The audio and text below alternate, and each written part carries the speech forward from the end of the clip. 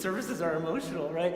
They're coming up hard and fast now. This time of the year, now we're hit Reformation, All Saints. Last week we had the organ dedication, right? And it was emotional for me. The choir had to stop looking at me because I was losing it over here on the front row, thinking about all the people who had poured everything into not just that construction, but even long before that, right? Coming back to my mind.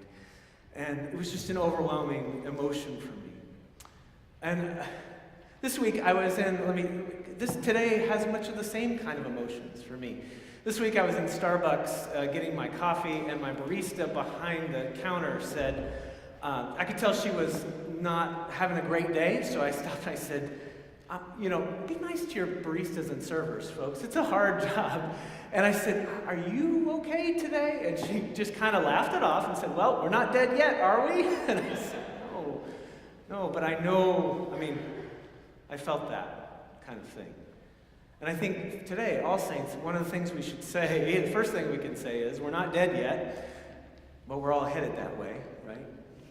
And we know those who have gone on, that I live, I'll speak for myself here, and I'm sure you can fill in too. I live with a dread or a fear of that, a shroud of fear that comes over that. I'm not going to escape that.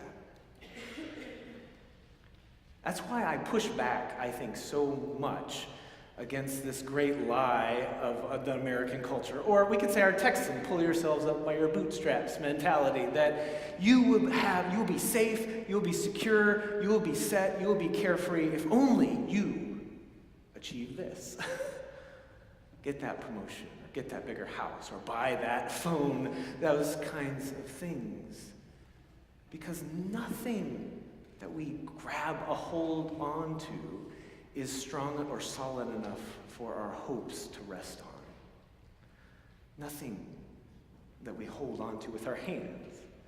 So we struggle on, making sense between life and death.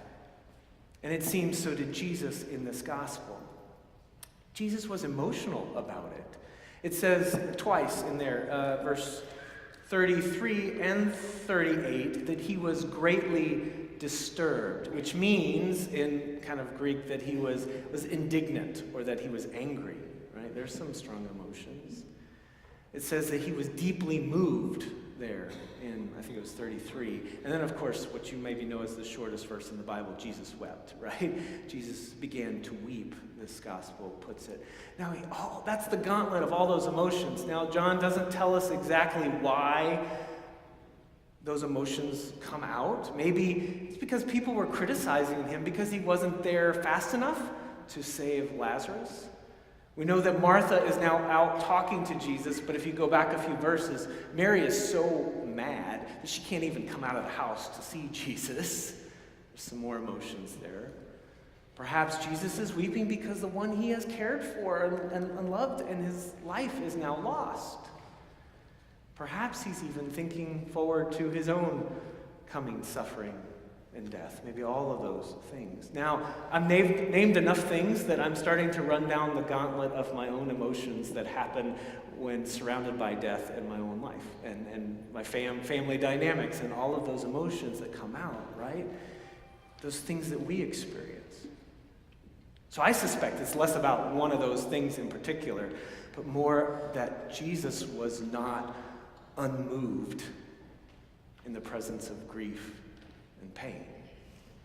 That he had emotions like we do. And that tells me that God's glory is not going to appear then when we walk around with just some stoic faith that we hold on to, a faith that doesn't propel us into action or to conversation with one another when we feel vulnerable, when we need to be honest, when we need to be mad, and we need to be sad, and we need to grieve, and we need to do all of those things. That all of those things then are a part of our faith together. It tells me that here's where God's glory is going to appear. Here's the sign of grace in this gospel, that Lazarus was wrapped up in and far beyond death at this point. And Jesus knew his name. And Jesus called out to him. Jesus knows your name and will call you. That's the grace. This gospel reveals the power of death that is so wrapped up in our lives, it holds over us, that we're so wrapped up in it that's why death causes this great disturbance in our very life. It causes us to stop and think, to recalculate who we are and who we want to be. And this gospel also, in doing that, ultimately highlights Jesus' final victory over death. Jesus is the one in whom we have life. And your name is called to walk out of that same tomb of fear as Lazarus. Now, here's the part that we often miss, that we look over. This is the part that affects us right here. Not that we just wait for some life in the hereafter, but this affects our present life and moments. Lazarus comes out of the tomb and then lives in relationship with Jesus. There's a few verses later where we find out that we show up in the home of Lazarus, whom Jesus has raised from the dead, and they're reclining at the table together. If that's not living with Jesus in your here and now, I don't know what is, right? But he enjoys that moment, living in a present with Jesus in a very real way. He and Mary and Martha, all connected together because of Jesus. That's the way we are called to live in this world. Knowing that is our reality this All Saints. Because today is a day filled with emotions for us. A day where we call out or recall the names of those memories of loved ones who have shaped us. I had a ring. It was my grandfather's. He was a Lutheran pastor. It's on my mother's side. And he passed when I was 4 or 5. And my grandmother held on to it and gave it to me on my confirmation. And I wore it. It was big for me, so I wore it every Sunday. And then I even as a pastor, I wore it every Sunday. And before I would step up to preach or even say anything, I would pause and I would look at it. And I would take this mental trip in my mind, which I think is good for all of us to do, so you can take this with me now if you want to do that. I would stop and I would look at it, and I would think about those that I had loved. And I think about those who loved me.